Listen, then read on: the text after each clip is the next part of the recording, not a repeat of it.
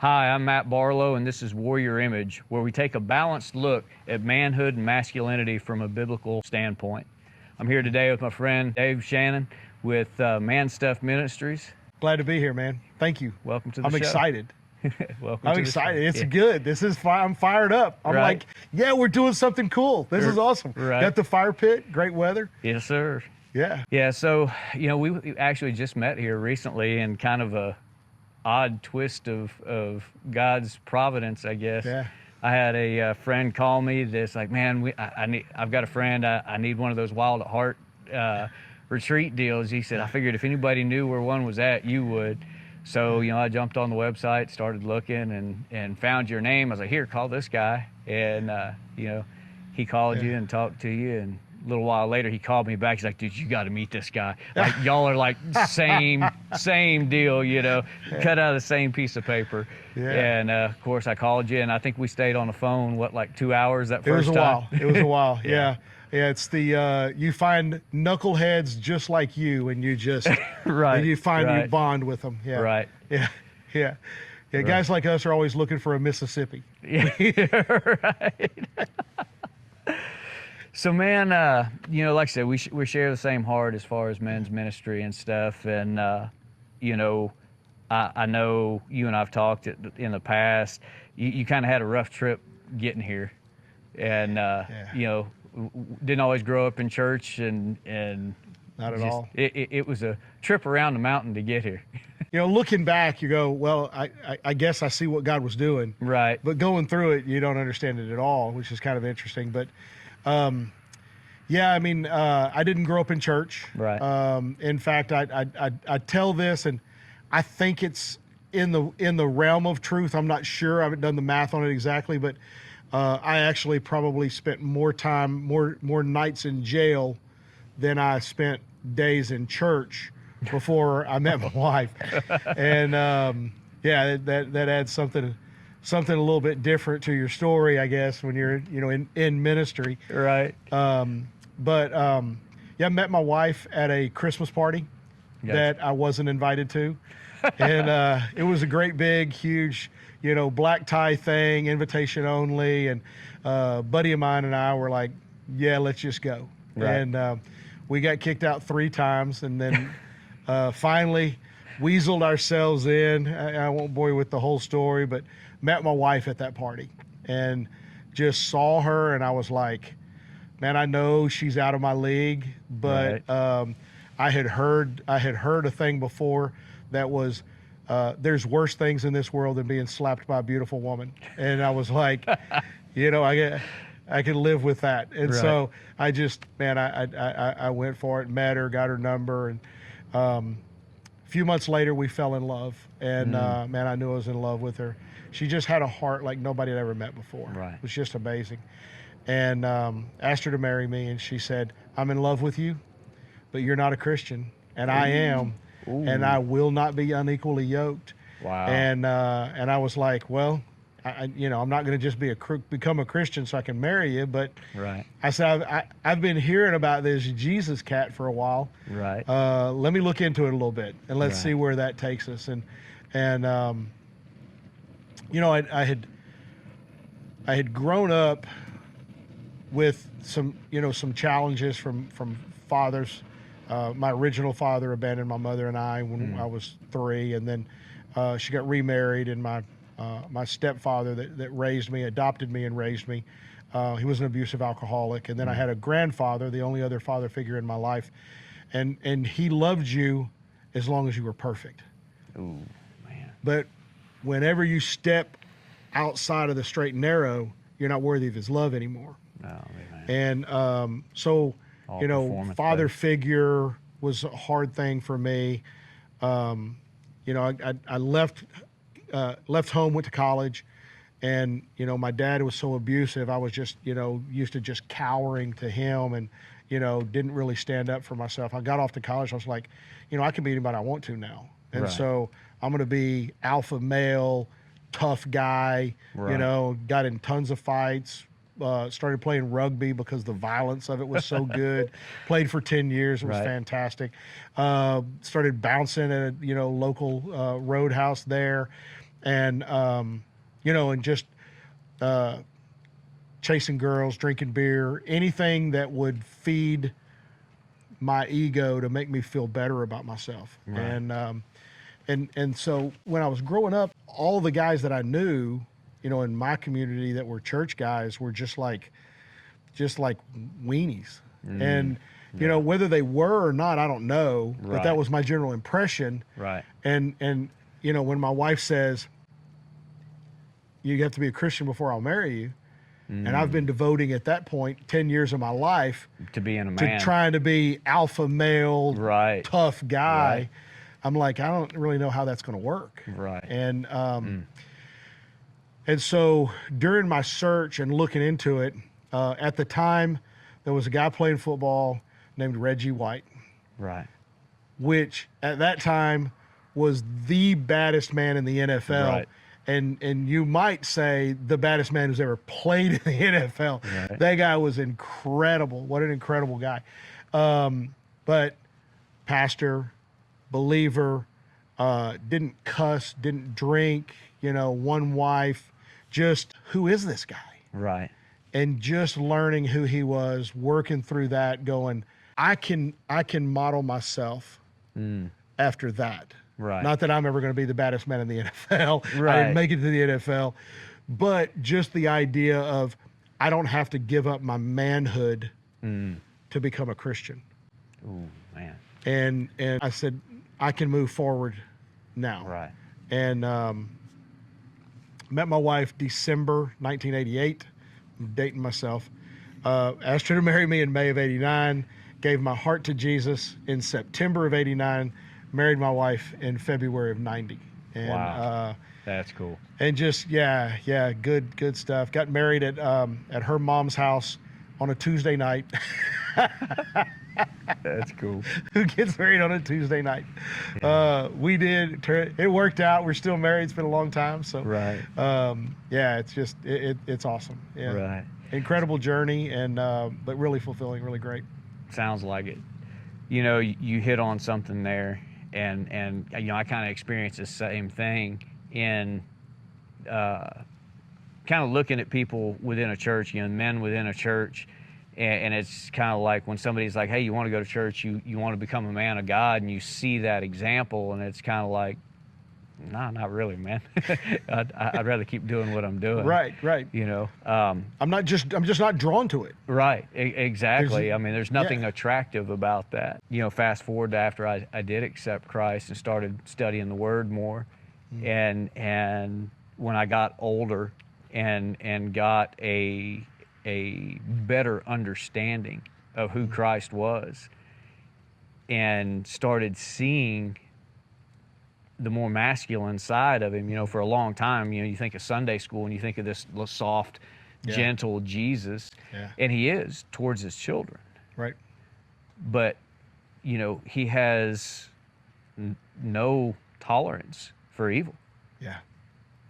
When he saw people taking advantage of God's people in the temple, the money changers, it wasn't like he just lost his temper and went and screaming and hollering. He braided a whip.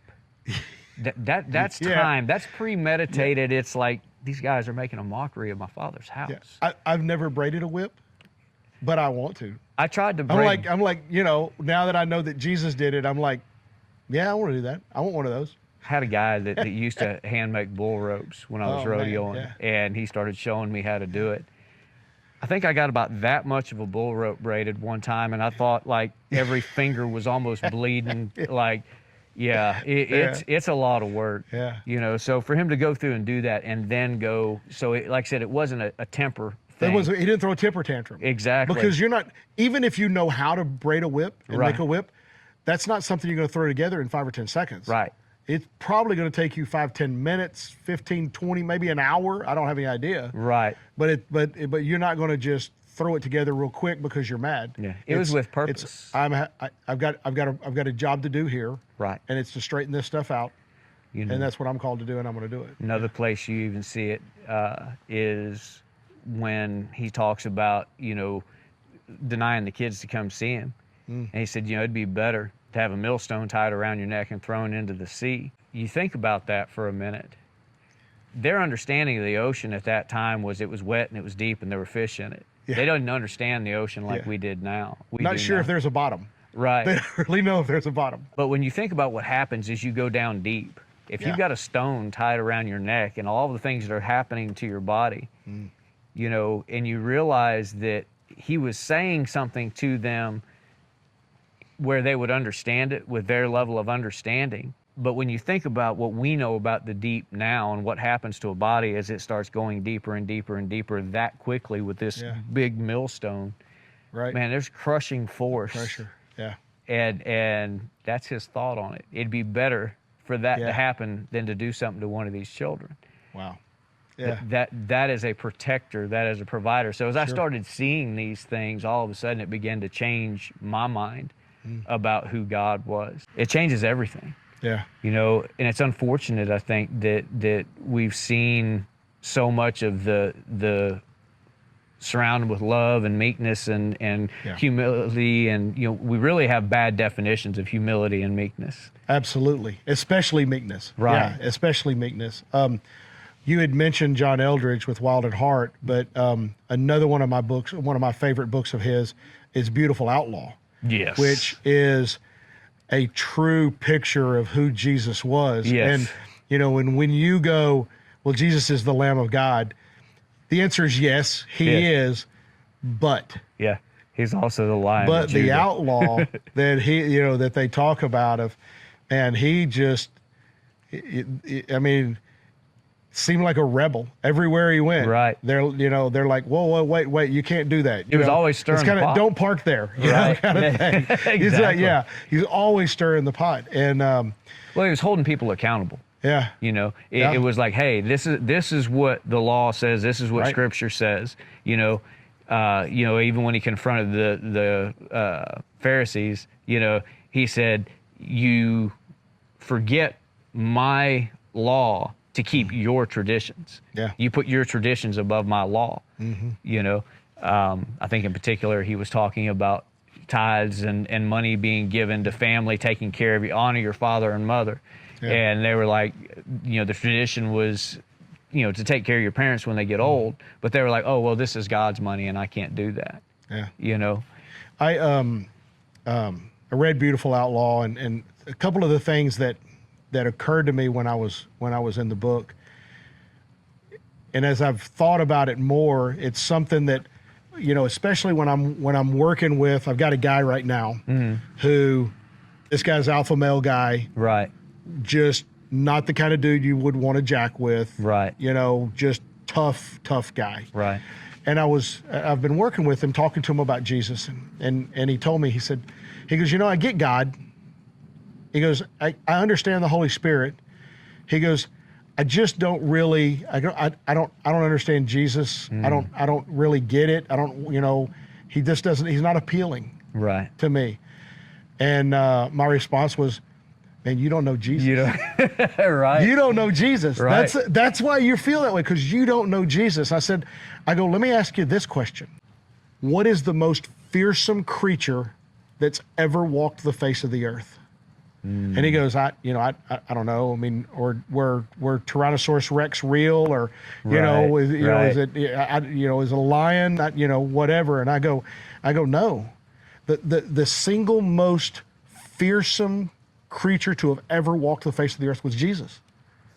Yeah, I bet And he's like mind blown. Are you Right. kidding me? Are you Right. kidding? I'm like, no. Yeah, no. he had that same Sunday school lesson I did. Exactly. Because he's the Lamb of God. That's why you don't get him. That's why Right. you're not drawn to him, because you're a manly dude. Right. And you're going, Jesus is just the Lamb. Yeah. You know? At the snap of a finger. Yeah, I told him, I said, when Jesus is on the cross, Yeah. with the slightest whisper, he could have turned every single Roman soldier to dust. Yeah. He could wipe But he the whole didn't. world out. But he didn't. Yeah. He died on the cross for us. Right. And, you talked about people not understanding the term meekness. Right. That's what the term meekness Yeah. is. Meekness The term meekness is I have the power to destroy you, and I choose but I'm not to. going to do that. I choose not to. Yeah. I think in I can't remember what book it is, but I've read a lot of John Eldredge, but I got this from John Eldredge too. I'll give him credit. John, if you're watching, I'm giving you credit, brother. I'm giving you credit. I'm giving you credit, man. It's on you. He's talking about the Chronicles of Narnia. Right. And there's a part there where this little girl's asking a beaver Right. about Aslan. Aslan. Right. And the beaver's telling her, and she goes, "Oh, is he safe?" And the beaver's Right. response is so powerful. It's so the picture of Jesus. No, he's not safe, but he's good. But he's good. Yeah. And I don't think there's a woman or a child on the planet Right. that doesn't want to think that way about her husband or her father. Yeah. Or his father, whatever. That, no, my dad's not safe. Right. No, my husband's not safe. Right. But he's good, and I have absolutely nothing to fear. Right. But anyone who chooses to harm me, Gonna meet somebody else. it's probably not going to work out that great for them. Great for them. representation of Christ. Exactly. You I know. mean, he walked into the pit of hell and said, "I'll take the keys." Right. Well, and the thing is, like, he took that beating, knowing he was coming to our rescue. Yeah. Every stripe laid across his back, every sin, the punishment for every sin laid Yes. across his back, and Yeah. every name attached to that sin Yes. Yeah. going through his mind, and he's going, "I forgive you. Yeah. I forgive you. I'm doing this for you." Went through all of that, died in the flesh, Yeah. went into hell, said, Yeah. "I'll take those keys." There's a conversation, and I don't really know exactly why this happens. This conversation happens with my wife on a regular basis. Right. But it's happened a number of times where somebody's saying Jesus was reluctant to go to the cross because he knew how much pain he was going to have to endure and the humility of all of it. And my wife says, that's not it. He's not scared. Right. He's the most fearsome creature to ever walk the earth. He's Right. not scared to go to the cross. He's not scared of the lashings. He don't want them. Right. But that's not his reluctance to go to the cross.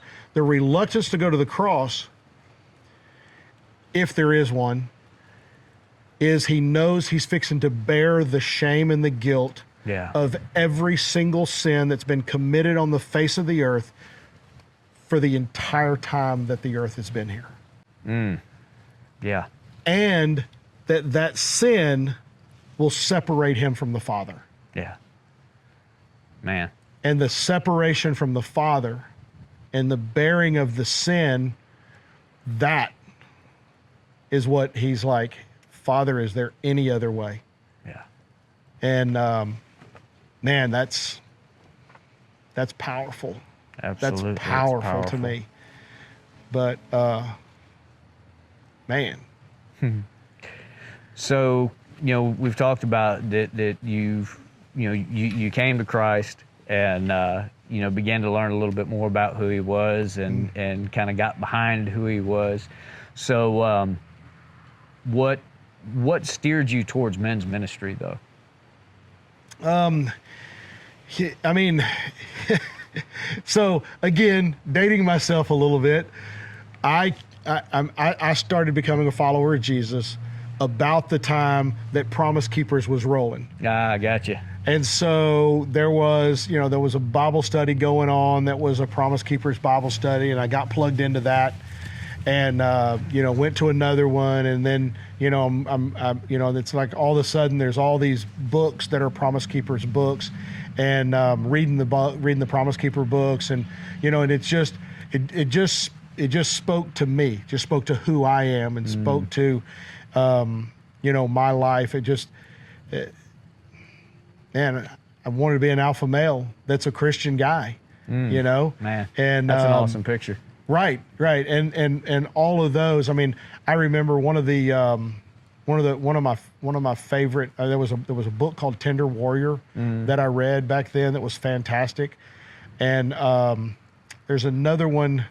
Steve Farrar I remember he was the guy that authored it, and The tagline was how a man should lead his family. Yeah. And Steve Farrar been in the military, you know, and he was saying, you know, when you're out on a sortie, you know, on foot through the jungles or whatever you're doing, the name of the book is Point Man. Okay. Yeah. He goes, if you're in the line, if you're in the group of men that are going through looking for the enemy, there's a level of awareness that you have. But when you take point and you're the tip of the spear, you're the point man Right. for your whole group, that level of awareness goes whew, like this. Right.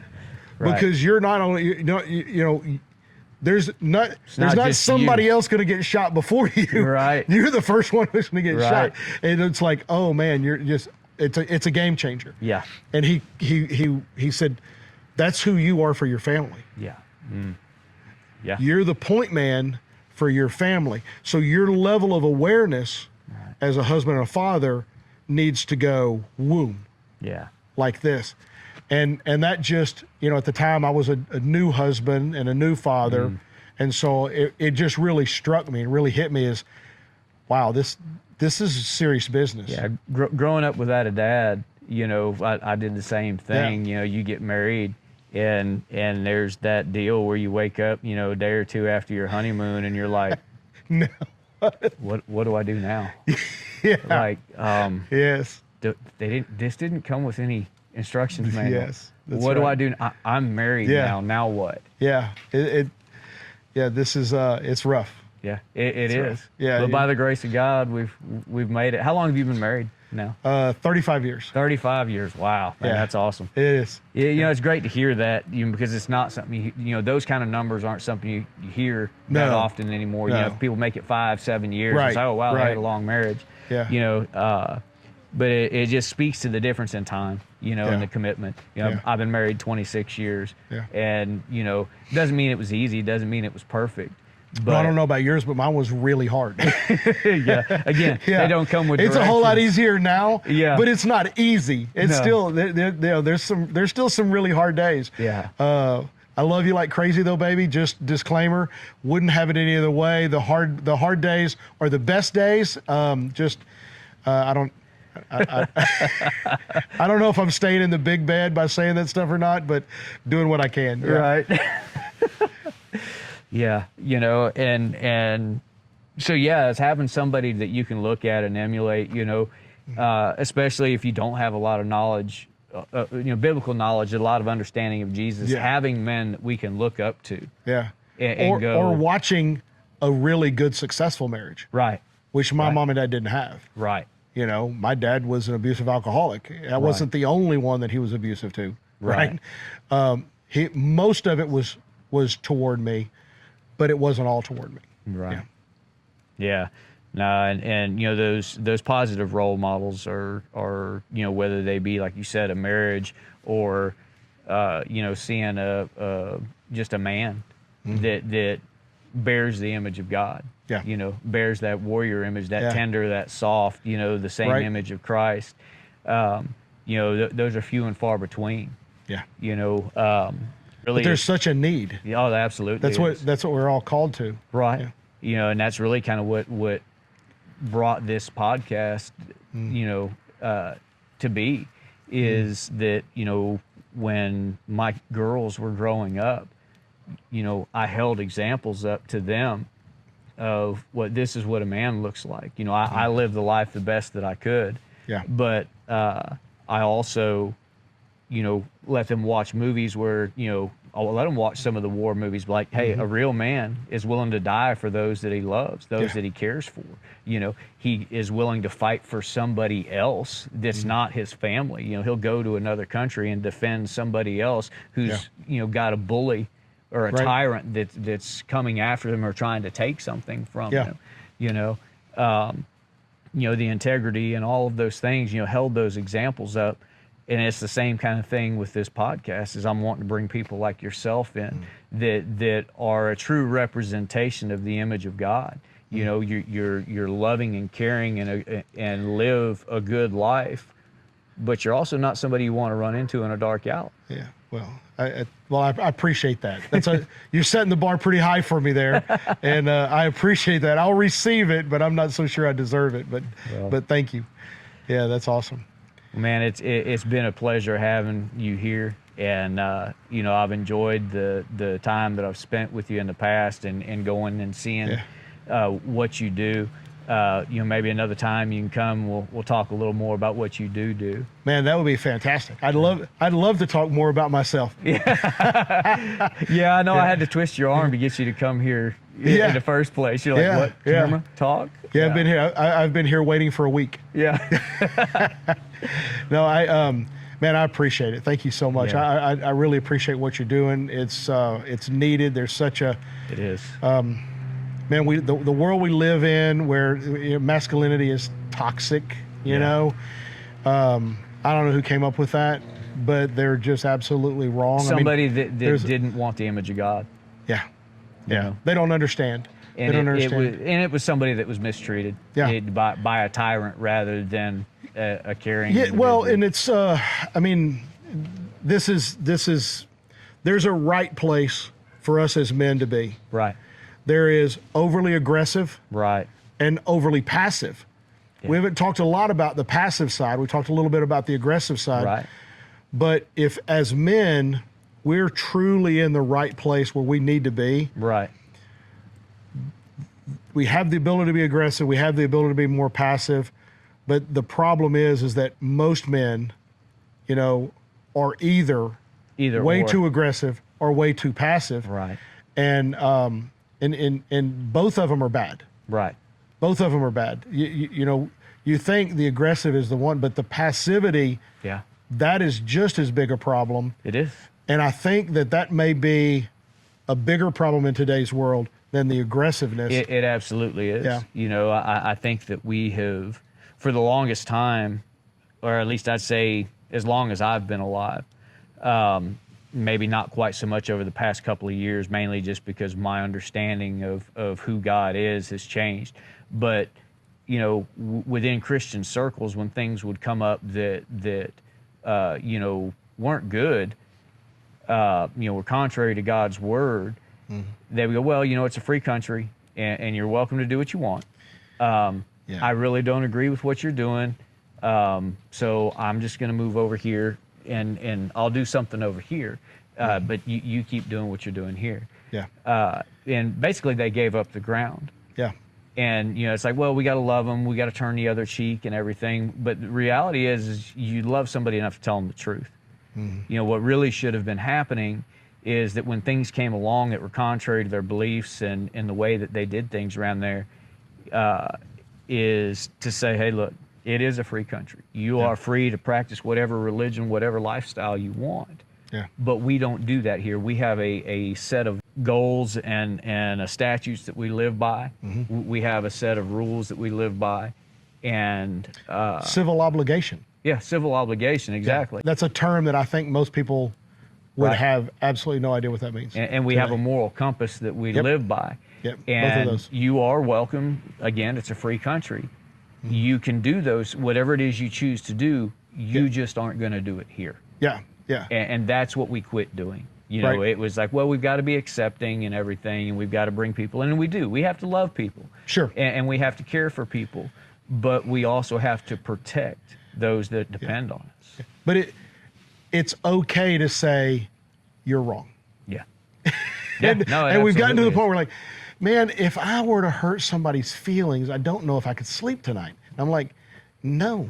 How bad are their feelings going to be hurt when they're standing before God and he goes, I didn't know you. Yeah, I don't know you. Yeah. Well, wait, you know him. Why didn't you tell me? Right. I didn't want to hurt your feelings. I didn't want to hurt your feelings. Yeah, no. There's no place for that. No, there's not. Not in my world, bro. Not in my world, bro. If I remember correctly, there's a parable in the Bible where he talks about somebody comes to him, and he says, depart from me, I never knew you. And he says, you wicked servant, be cast out into utter darkness where there's weeping and gnashing of teeth. I think it's the parable of the talents. Yeah. And man, I could get off on a whole nother thing on that. Well, man, like I said, I've really enjoyed having you here. I appreciate you bringing the time and giving the time to do this. And, I really look forward to us being able to do this again sometime. Honored to be here. Thank you. Sir. I appreciate it. All right.